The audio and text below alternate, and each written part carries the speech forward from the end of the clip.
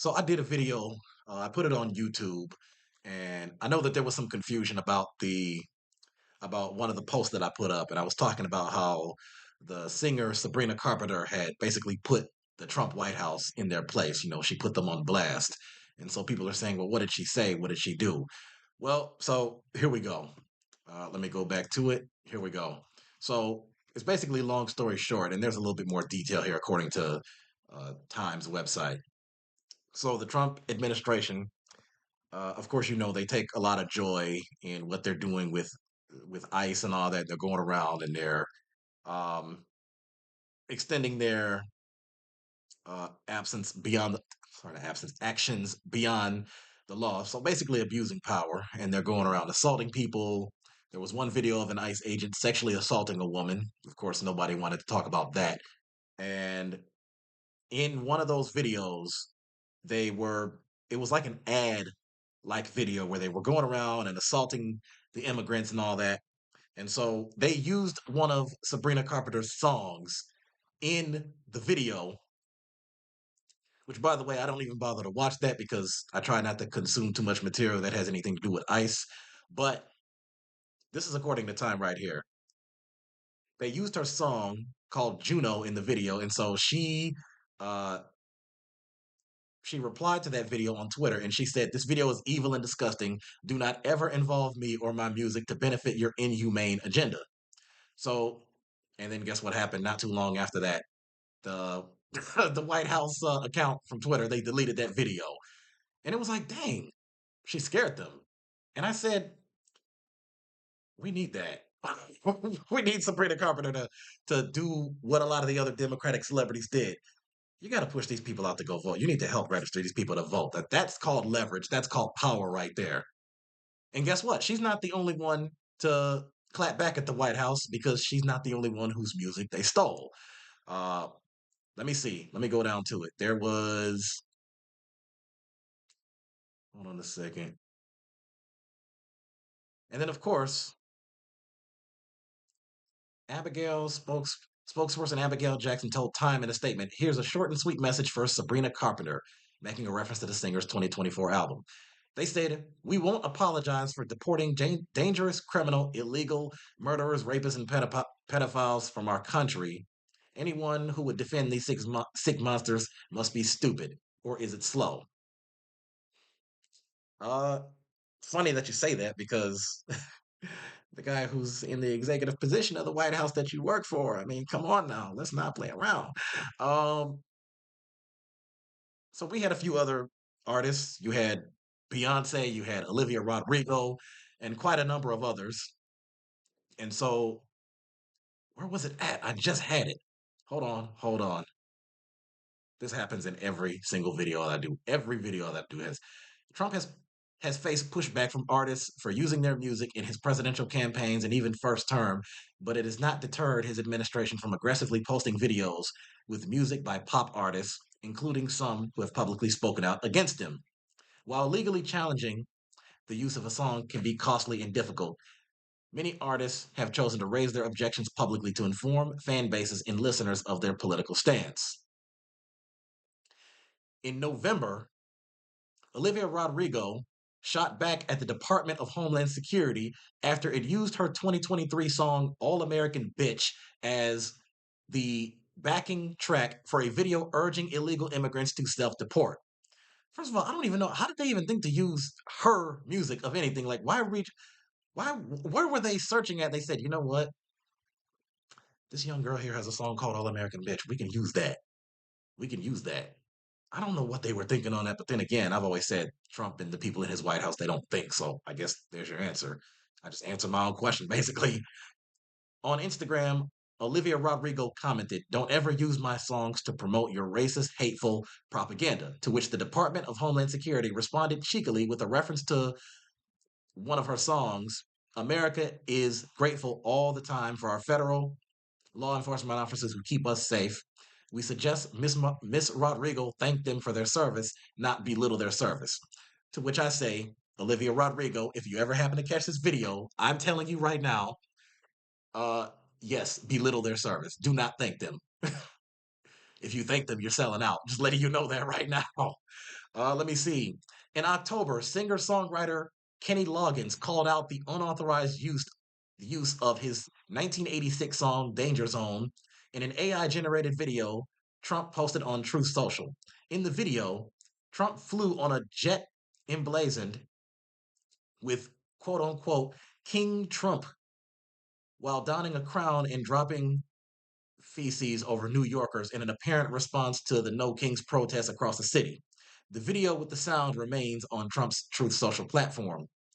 Kenny Loggins said, "Nobody asked me for my permission, which I would have denied." Good on you. Good. Let's see. He said in a statement to his youth. The White House reportedly responded to questions from NPR about the use of the song with a photo of actors Tom Cruise and Anthony Edwards from the 1986 film Top Gun overlaid overlaid text reading, "I feel the need for speed." Goodness. Another rock band called Blue Oyster Cult reacted to Trump's use of their 1976 hit "Don't Fear the Reaper" in an AI generated video in which the Office of Management and Budget Director Russell Vought, or Vogt, however you pronounce his last name, was depicted as the Grim Reaper pursuing mass layoffs of federal workers and shutting down Democratic agencies, according to the US's longest ever government shutdown. In a statement on social media, the band clarified that it was not contacted or notified in advance, but that the copyright is 100% owned by Sony Music. The video with the sound remains on Trump's Truth Social platform. Let's see. British pop singer Jess Glynn says she felt sick and devastated that her song "Hold My Hand" was being used to promote division and hate, explaining, "Hold My Hand was written about love, support, and standing by someone through everything. It's meant to offer hope and empowerment. Using it to promote something I fundamentally disagree with goes completely against the message of the song." And so that was the point of that. And so there was another article I'd seen. I think the Trump White House stole they took one of Beyonce's songs and they used it to promote something and she clapped back at them, which I'm surprised the Trump administration must be braver than I thought because I mean, considering who Beyonce's married to, I mean, it's like you really want to take that risk? I mean, so here's the thing.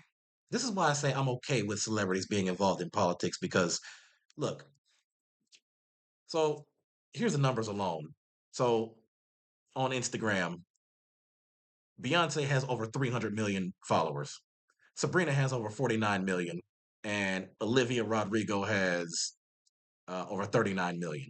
On YouTube, Beyonce has 28 million subscribers. Sabrina Carpenter has 12 million subscribers, and Olivia Rodrigo has 15 million subscribers.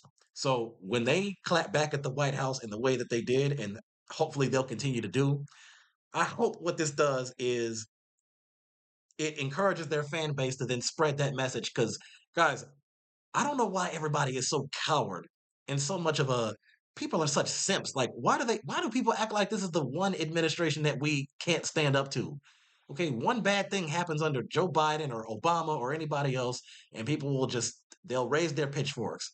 But Trump can do all these things between using artists' music to promote their inhumane and hateful and racist agenda with the ICE stuff and the immigration and all that. They can do the Doge cuts and cut $800 million. I think was it 800 million or billion out of Medicaid. They do all this stuff, and people just want to sit here and pretend like, well, I mean, I might kind of somewhat disagree with some stuff, but I mean, he's a good guy and he's a businessman, and I mean, it's not nice to say something against him.